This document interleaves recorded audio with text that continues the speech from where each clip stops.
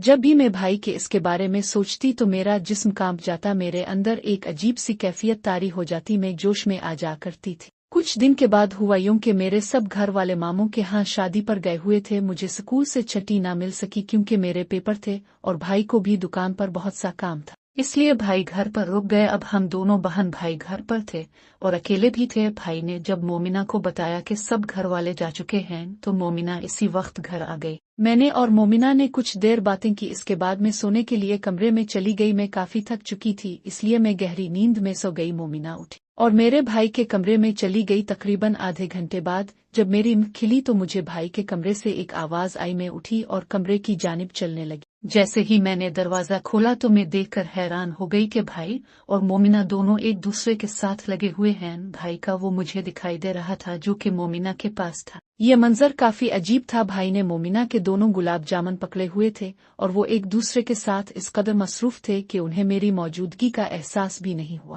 मैं ये सब कुछ देख रही थी। अब मुझे बहुत अच्छा लग रहा था, मैं सुकून से देख रही थी। तकरीबन आधा घंटा भाई ने मोमिना के साथ पूरा किया। जैसे ही वो परसुकून हुए तो मैं अपने कमरे में भागकर चली गई। अब मोमिना मेरे पास आई। मोमिना की हालत नाकाबिले बयान थी। उसके बाल उजड़े हुए थे और उसके सारे मुंह पर लिपस्टिक फैली हुई थी। मैंने मोमिना से कहा कि ये क्या हुआ है, तुमने अपनी ये क्या हालत बना रखी है? तो वो कहने लगी, तुम अभी छूटी हो, तुम्हें इसका इल्म नहीं। ये कहना था कि मोमिना ने अपनी हालत दुरुस्त की और अपने घर चली गई। मैं पूरी रात इसी के बारे में सोचती रही और मेरी कैफियत नाकाबिले बयान थी। जब भी मैं इसको अपने जहन के अंदर सोचती तो मुझे एक अजीब खुशी महसूस होती। इसमें कोई शक नहीं था कि अब मुझे भी वो सब कुछ चाहिए था जो मोमिना कर रही थी। ये सोचते सोचते मैं सो गई। सुबह जब जाग गई तो भाई के लिए नाश्ता बनाया और भाई दुकान पर चले गए और मैं अपनी पढ़ाई में मसरूफ हो गई। रात को मौसम खराब था, बहुत देर तक तो आंधी चलती रही, फिर बारिश होना शुरू हो गई और बारिश इतनी जोरों से हुई कि मैं अपने कमरे में बैठ गई। हुआ बहुत तेज चल रही थी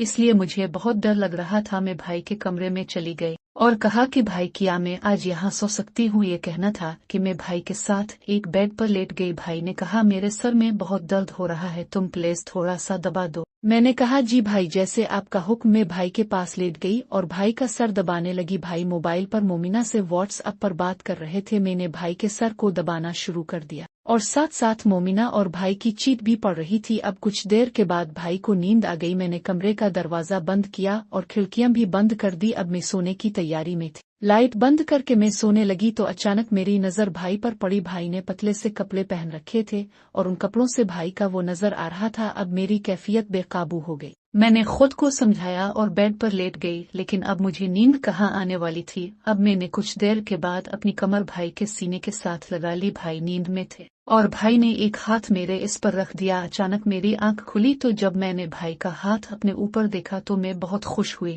क्योंकि जो एहसास मुझे हो रहा था वो शायद मैं अभी बयान न कर सकूं। अब मैं भाई के और करीब हो गई और भाई का वो मुझे चाहिए था। भाई की आंख खिल गई। भाई ने अपना हाथ हटाया लेकिन मैं फिर भाई के करीब हो गई और भाई का हाथ दोबारा अपने इसके ऊपर रख लिया। भाई ने कहा, ये तुम क्या कर रही हो? तो मैंने कहा, भाई मुझे भी वो सब कुछ चाहिए जो कि मोमिना और अब करते हो। भाई ने कहा, अरे पागल, ये तुम क्या बात कर रही हो? मैंने कहा, भाई मैं पागल नहीं हूँ, मैंने सब कुछ देखा। अब भाई परेशान हो गए। मैंने भाई का हाथ पकड़ा और कहा, मेरे साथ भी करो। भाई ने मना कर दिया तो मैंने कहा, मैं घर वालों को बता दूंगी। भाई ने कहा, तुम ऐसा कुछ नहीं करोगी? तो मैंने कहा, तो मैं जो कह रही हूँ वो पूरा करो। अब भाई ने मेरी तरफ देखा और कहने लगा, तुम ऐसे नहीं मानोगी। मैंने कहा, बहन भी तो आपकी हूँ। फिर इस अंधेरी रात में वो सब कुछ हो गया जो बरसों से मेरी ख्वाहिश थी। अब मैं और भाई दोनों पर सुकून हो गए और सो गए। ये रात मेरी लाइफ की यादगार रहेगी।